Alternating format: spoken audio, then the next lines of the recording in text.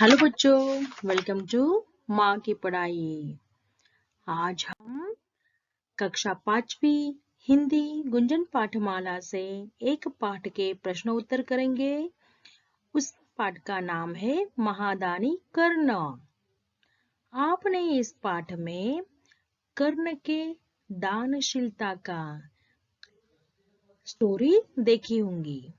उनका दानशीलता यह महान गुण था। कर्ण ने अपने द्वार से किसी को भी खाली हाथ कभी नहीं जाने दिया। वह हमेशा दान करते रहते थे। नीडी पर्सन को, जिसको जरूरत थी संपत्ति की, पैसों की, उनको हमेशा उन्होंने मदद की। हमेशा उन्होंने दान में कुछ न कुछ लोगों को दिया ही है। इसीलिए उनको सारे लोग दानवीर कर्ण के नाम से जानते हैं। पृथ्वी पर ही नहीं, लेकिन भगवान भी उनको उनकी दानशीलता का यह जो उनका गुण था उसका गुणगान करते हैं। आपने इस स्टोरी में देखा ही होगा कि कर्ण ने अपने जीवन के अंतिम समय में भी दान देने से वह पीछे नहीं हटे। उन्होंने लास्ट में अपने पास कुछ न होने के कारण भी उन्होंने क्या दान में दे दिया बच्चों? पत्थर से दांत, अपना सोने का दांत तोड़कर उन्होंने दान में दे दिया। उन्होंने अपने सुरक्षा कवच, जो कवच और कुंडल थे, वो भी दान में दिए थे। तो आपने यह स्टोरी पढ़ी ही होंगी। तो इस पाठ में महादानी कर्ण के दानशीलता का यह जो महान गुण था उनका, उसके ऊपर यह पाठ था। तो चलिए अभी हम इस पाठ के ऊपर प्रश्न उत्तर और ग्रामर देखेंगे। क्वेश्चन आंसर एंड ग्रामर करते हैं। इसमें आते हैं हमारे पहले मौखिक प्रश्न। मौखिक प्रश्न में पहला प्रश्न होगा, कर्ण किस नाम से प्रसिद्ध थे? उत्तर होगा, कर्ण दानवीर कर्ण के नाम से प्रसिद्ध थे। दूसरा देखिए, कर्ण युद्ध भूमि में किस अवस्था में पड़े थे? उत्तर होगा, कर्ण युद्ध भूमि में घायल अवस्था में पड़े थे। नेक्स्ट क्वेश्चन देखिए, इंद्र ने पत्थर उठाकर देने से क्यों मना कर दिया? उत्तर होगा, इंद्र ने पत्थर देने से इसलिए मना किया क्योंकि वह पत्थर मिट्टी और रक्त से सना था। मिट्टी और रक्त, इसका मतलब होता है कि उस स्टोन के ऊपर सॉइल और ब्लड लगा हुआ था, इसीलिए इंद्र ने यह पत्थर उठा कर नहीं दिया। आगे देखिए, इंद्र ने कर्ण को क्या आशीर्वाद दिया? उत्तर देखिए, इंद्र ने कर्ण को यह आशीर्वाद दिया कि जब तक यह सृष्टि रहेगी, लोग तुम्हें दानवीर कर्ण के रूप में हमेशा स्मरण रखेंगे और देवता भी तुम्हारी स्तुति करेंगे। यह आशीर्वाद इंद्र ने कर्ण को दिया। नेक्स्ट क्वेश्चन देखिए, क्या कर्ण वास्तव में दानवीर थे? उत्तर होगा, हाँ, कर्ण सचमुच में दानवीर थे। आगे के प्रश्न देखेंगे। आगे के प्रश्न आएंगे लिखित प्रश्न। लिखित प्रश्न में हमारा फर्स्ट क्वेश्चन आता है बच्चों, कर्ण ने छद्म भेषधारियों को भिक्षा में क्या दिया? उत्तर होगा, कर्ण ने छद्म भेषधारियों को भिक्षा में सोने का दांत दिया। नेक्स्ट, इंद्र और वरुण ने भिक्षा को अस्वीकार करने के बहाने क्यों बनाए? तो इंद्रदेव और वरुण देव ने भिक्षा को अस्वीकार करने के क्यों बहाने बनाए, ऐसा क्वेश्चन है। उसका उत्तर देखिए, क्योंकि सारे लोग और देवता भी कर्ण की महादानी सारे देवता और लोग कर्ण को महादानी कर्ण कहते थे और इंद्र को इस बात से ईर्ष्या होती थी। तो इंद्र और वरुण देव कर्ण की परीक्षा लेने के लिए कुरुक्षेत्र के मैदान में आए थे, इसलिए उन्होंने भिक्षा को अस्वीकार करने के बहाने बनाए। इसका मतलब यह होता है कि इंद्र और वरुण देव को कर्ण को नीचा दिखाना था, क्योंकि इंद्रदेव को कर्ण से ईर्ष्या होती थी। ईर्ष्या मीन्स जेलसी होती थी उनको। क्यों होती थी? क्योंकि सारे भगवान और सारे लोग कर्ण की हमेशा स्तुति करते थे कि यह बहुत महादानी है। महादानी कर्ण के नाम से सब उनको बहुत उनकी चर्चा होती थी। इसीलिए इंद्र और वरुण देव कर्ण की परीक्षा लेने के लिए आए थे। तो उनको महादान जो देता है उसमें उसको असफल करना था, उसको नीचा दिखाना था कर्ण को, इसीलिए उसकी परीक्षा लेने के लिए आए थे। आगे का प्रश्न देखिए, कर्ण ने सूर्य से क्या प्रार्थना की और क्यों? उत्तर देखिए, कर्ण ने सूर्य देव से कहा कि मेरा अंतिम समय निकट है, कृपा करके मेरे वचन की रक्षा कीजिए, क्योंकि संध्या हो गई है। संध्या का मतलब होता है इवनिंग, सूर्यास्त हो गई है। और इंद्रदेव और पवन देव सूर्य ढलने के बाद भिक्षा लेने को तैयार नहीं थे। इसलिए कर्ण ने सूर्य देव से फिर से आकाश में प्रकट होने की प्रार्थना की। नेक्स्ट क्वेश्चन देखिए, सही कथन पर सही का मार्क लगाइए और गलत कथन पर गलत का चिन्ह लगाइए। तो उसमें फर्स्ट सेंटेंस देखिए, इंद्र और वरुण भिखारी बनकर कर्ण के पास पहुंचे। क्या ये सेंटेंस राइट है बच्चों या रॉन्ग है? यस, ये सेंटेंस क्या है? राइट है। नेक्स्ट देखिए, महाभारत का युद्ध दिल्ली के मैदान में हुआ। ये भी राइट सेंटेंस है।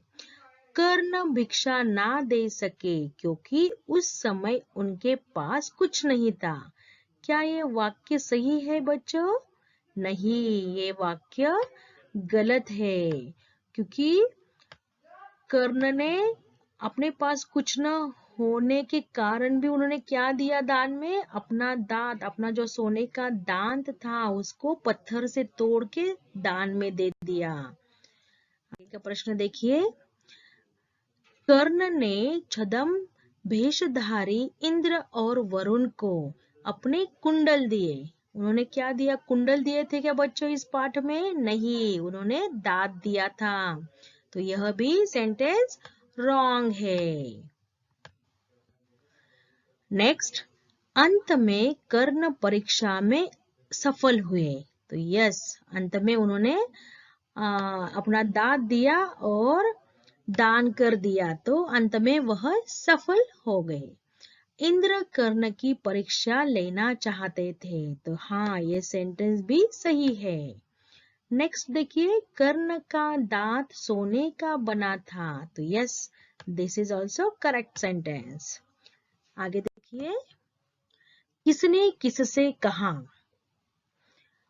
उसमें पहला देखिए, आज अचानक मुझे क्यों बुलवाया और वह भी इतनी जल्दी। यह सेंटेंस, यह वाक्य किसने किससे कहा? तो यह वाक्य वरुण देव ने इंद्रदेव से कहा। सेकंड देखिए, हमें छद्म भेष में जाना होगा। यह वाक्य इंद्रदेव ने वरुण देव से कहा।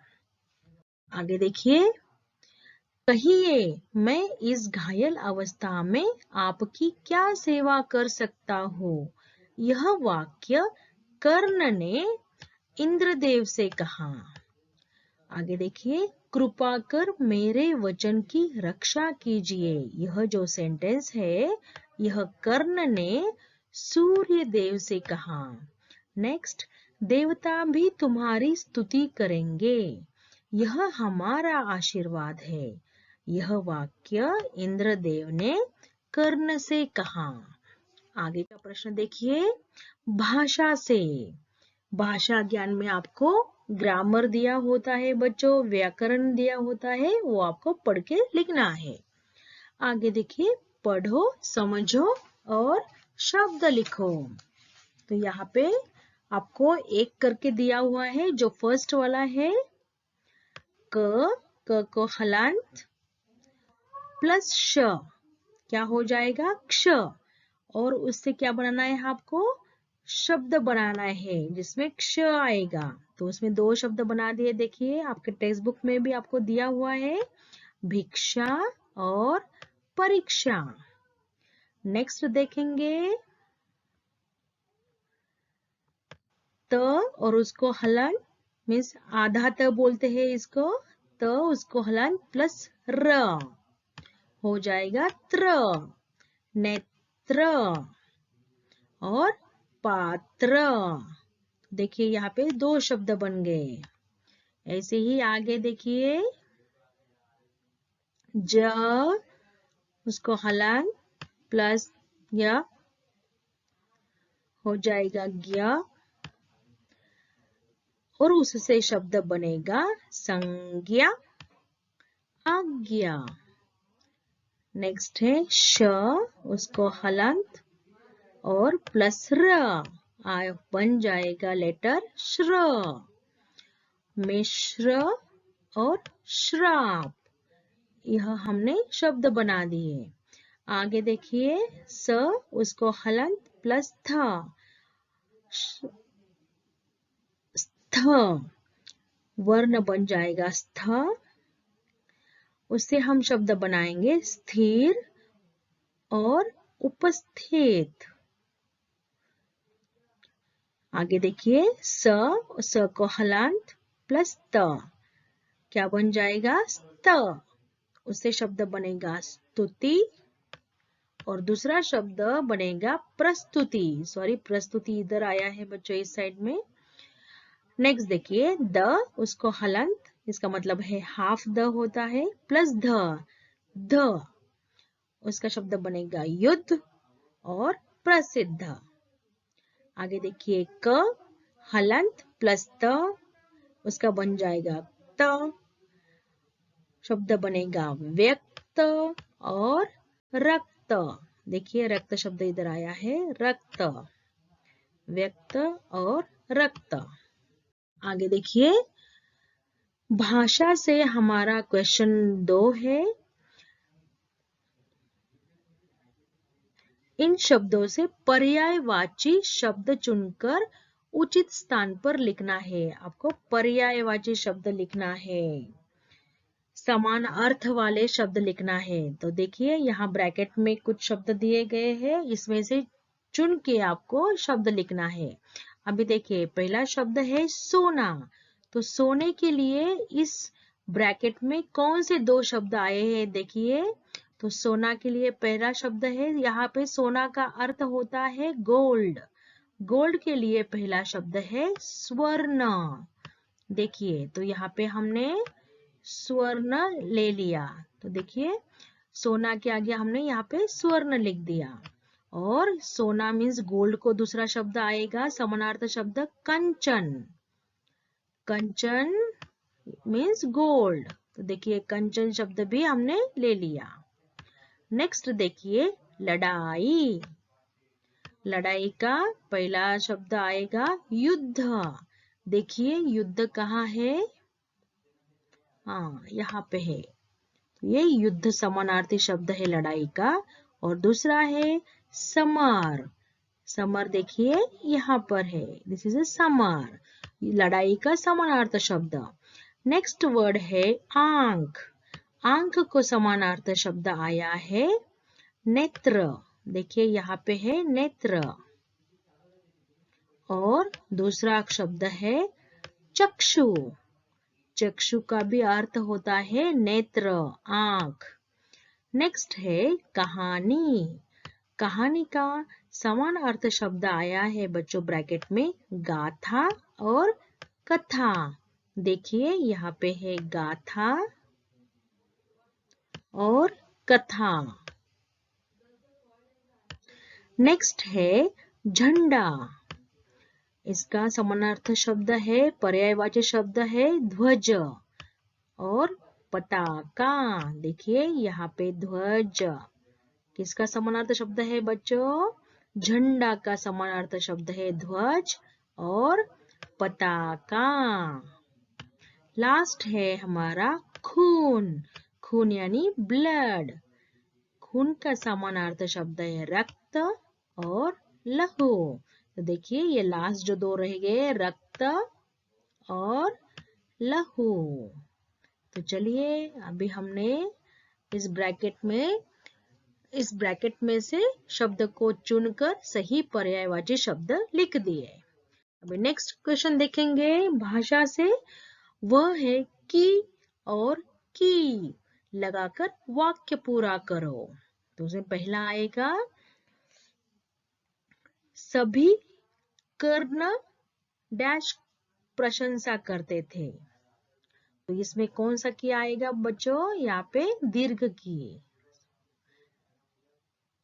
देखिए यहाँ पे उत्तर आया है सभी कर्ण की प्रशंसा करते थे। अभी ये दूसरा देखिए, इंद्र ने कहा डैश जाओ। इंद्र ने कहा कि जाओ। ये की आएगा यहाँ पे रस्व की। आगे देखिए, कर्ण की दानवीरता की कहानियां सब जगह प्रसिद्ध है। कर्ण की, यहाँ पे दीर्घ की आएगा। आगे है सबने कर्ण की प्रशंसा की। यहाँ पे भी दीर्घ की आएगा। अभी आप टेक्स्ट बुक में देखिएगा पेज नंबर 94। उसमें देखिएगा जो रस्व की है यह भी जानो में जो दीर्घ की और रस्व की जो है फर्स्ट ई की मात्रा की जो की है वह की कब यूज होता है? मीन्स यह की कब यूज होता है? यह रस्व की कहते हैं इसको, या छोटा ई की मात्रा वाली की।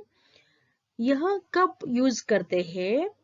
दो वाक्यों को जोड़ता है और पहले वाक्य की क्रिया के बाद आता है। क्यों के साथ जुड़कर क्योंकि के रूप में भी इसका प्रयोग किया जाता है। अभी ये जो सेकेंड नंबर का देखो, ये जो बड़ा की है दीर्घ की बोलते हैं इसको। तो यह की का यूज कब होता है? देखिए, दो संज्ञाओं के बीच में लगाकर उनमें संबंध बनाता है। दो संज्ञा के बीच में लगाते हैं इस की को। दूसरा देखिए, सर्वनाम और संज्ञा के साथ लगाया जाता है।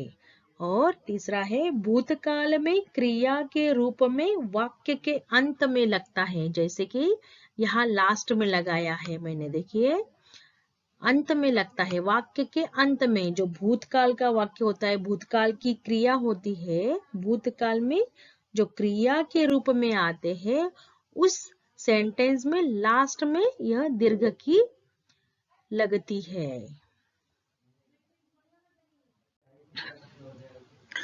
आगे देखिए बच्चों, आगे भाषा से हमारा 4th नंबर का क्वेश्चन आएगा। गौरवशाली शब्द में शाली और दानप्रियता में ता। देखिए गौरवशाली शब्द में शाली मीन्स ये देखिए गौरवशाली का शाली और दानप्रियता में ता। शब्दांश लगा है, इन्हें प्रत्यय कहते हैं। नीचे लिखे शब्दों में शाली और ता प्रत्यय लगाकर नए शब्द बनाओ। इसका मतलब प्रत्यय को कहते हैं इंग्लिश में सफिक्स। तो देखिए आपको फर्स्ट इसमें कुछ शब्दों को शाली जोड़कर आपको शब्द बनाना है। मीन्स प्रत्यय लगाना है शाली और आपको शब्द बनाना है। तो पहले टेक्स्ट बुक में आपको एक करके दिया है बेटा। जो फर्स्ट वाला है भाग्य प्लस शाली, उसका हो जाएगा भाग्यशाली। ये आपके टेक्स्ट बुक में करके दिखाया है। इसी तरह जो बाकी के हैं आप लिखना है बच्चों। हम देखेंगे अभी शक्ति प्लस शाली, कहेंगे शक्तिशाली। वैभव प्लस शाली, वैभवशाली। सौभाग्य प्लस शाली, सौभाग्यशाली। सुंदर प्लस ता, सुंदरता। तो यह भी ता लगा के जो प्रत्यय आपने ता का जो प्रत्यय लगाया है, यह सुंदर प्लस ता आपके टेक्स्ट बुक में एक करके दिखाया है बच्चों। नेक्स्ट 3 जो आपको करना है, वीर प्लस ता क्या हो जाएगा, वीरता। धीर प्लस ता क्या हो जाएगा, धीरता। हीन प्लस ता क्या होएगा, हीनता। चलिए अभी हमने अच्छे से प्रत्यय लगा लिए। आगे का प्रश्न देखते हैं। आगे का प्रश्न है, वाक्यों में उचित विराम चिन्ह लगाओ। तो आपको यहाँ पे विराम चिन्ह लगाने हैं। विराम चिन्ह का अर्थ होता है पंक्चुएशन। इसमें पहला देखेंगे, कहिए देवराज आज मुझे क्यों बुलवाया। तो उसका देखिए, उस उत्तर में देखो यहाँ पे मैंने विराम चिन्ह लगा दिए हैं। कहिए देवराज के बाद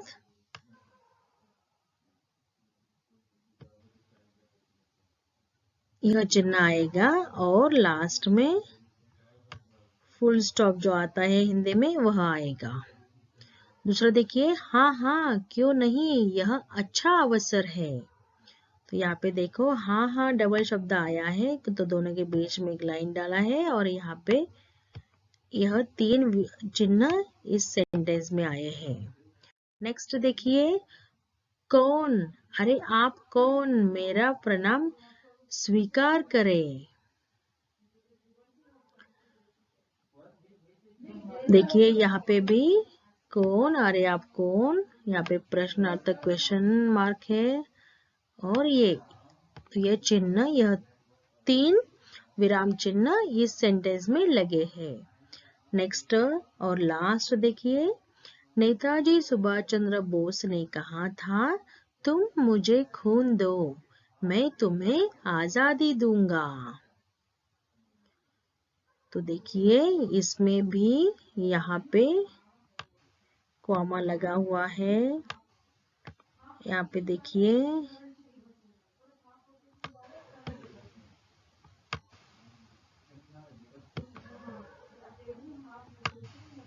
तो इस सेंटेंस में यह विराम चिन्ह लगेंगे। चलिए बच्चों, तो यहाँ पे हमारा ग्रामर भी इस पाठ का खत्म हो जाता है।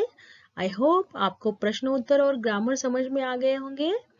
तो चलिए बच्चों, अभी आप स्टडी करते रहना। यह वीडियो अच्छा लगा तो लाइक कीजिएगा और सब्सक्राइब करने के लिए मत भूलना। Thank you.